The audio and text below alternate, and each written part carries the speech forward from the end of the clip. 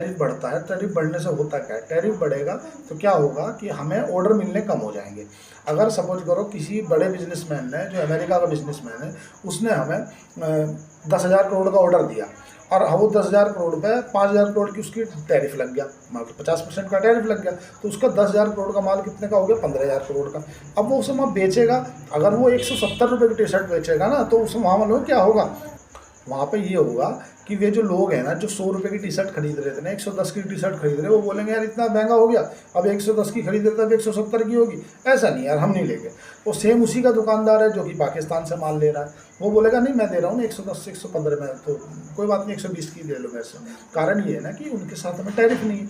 अब जब इन कंपनियों को ऑर्डर नहीं आएंगे तो होगा क्या उस सिचुएशन में, ये कंपनियां, भाई कोई भी चाहे मालिक हो या कोई बिजनेस चला रहा हो, वो कब तक अपने घर से चलाएगा, वो क्या करेगा, वो अपनी जो प्रोडक्शन लिमिट है ना उसे 50% कर देगा।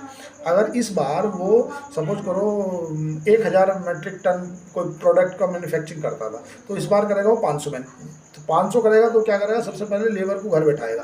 तो थोड़ी बोलेगा लेबर को तुम आ जाओ और अपना एक लंच 2 पंच मारना चले जाना, मैं तुम्हें पैसा बरकरार दूंगा, तो पैसा नहीं देगा। वो बोलेगा यार मैं छंट नहीं करूँगा। तो अगर मैं 3 शिफ्ट चला रहा था 8-8 घंटे की, तो अब मैं क्या करूँगा, मैं 2 शिफ्ट चलाऊँगा। 2 शिफ्ट चलाऊँगा तो उस सिचुएशन में होगा क्या कि लोगों की छटनी होगी, लोगों की छटनी होगी तो लोग बाग घर बैठेंगे, और जब लोग बाग घर बैठेंगे तो उस सिचुएशन में क्या होगा कि जो बैंकों ने, उन्होंने लोन ले रखा है, किसी ने ईएमआई पे कार ले रखी है, किसी ने बाइक ले रखी है, किसी ने मोबाइल ले रखा है, तो उस सिचुएशन में अब उनके पास तो घर चलाने के पैसे नहीं बचे, क्योंकि कंपनी वालों ने घर बैठा दिया। कंपनी वालों ने घर क्यों बैठा दिया, क्योंकि उनके ऑर्डर मिलने बंद हो गए। ऑर्डर मिलने बंद क्यों हो गए, क्योंकि 2 देशों के संबंध खराब हो गए। तो जब वे घर बैठेंगे तो उस सिचुएशन में मालूम है क्या होगा, फिर जो बैंकों की ईएमआई है ना वो डिफ़ॉल्ट हो जाएंगी। जब बैंकों की ईएमआई डिफ़ॉल्ट हो जाएंगी तो एनपीए बढ़ जाएगा, नॉन परफॉर्मेंस एसेट। जब बैंकों के एनपीए बढ़ जाएंगे तो बैंकों की जो वैल्यू है ना, प्राइस टू बुक वैल्यू में, वो महंगे हो जाएंगे। जब वो महंगे हो जाएंगे तो स्टॉक ना बैंकों के भी गिर जाएंगे। समझ रहे हो, एक चीज़ से पूरी देश की अर्थव्यवस्था जुड़ी हुई है।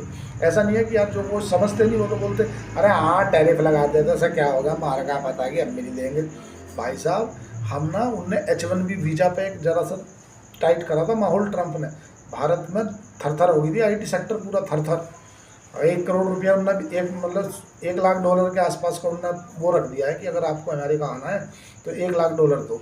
तो जो कंपनियां हैं, इन्फोसिस है, विप्रो है, टीसीएस है, जिनके अमेरिका में काम है, अब वो अगर यहाँ से किसी एम्प्लॉय को हायर करती हैं तो 1 करोड़ रुपया उन्हें वहाँ पे वीजे के रूप में देना पड़ेगा। अब कोई भी व्यक्ति, मान लो मैं किसी कंपनी को कोई कंपनी को ओन करता हूँ, तो मैं कर्मचारी वहाँ बुलाता हूँ किस लिए, अगर अमेरिका का कर्मचारी मुझे 50 लाख में मिल जा रहा है, भारत का कर्मचारी मुझे सपोज करो 3 लाख में मिलेगा, तो मैं 3 लाख वाला बुलाऊंगा ना, 50 लाख का कर्मचारी।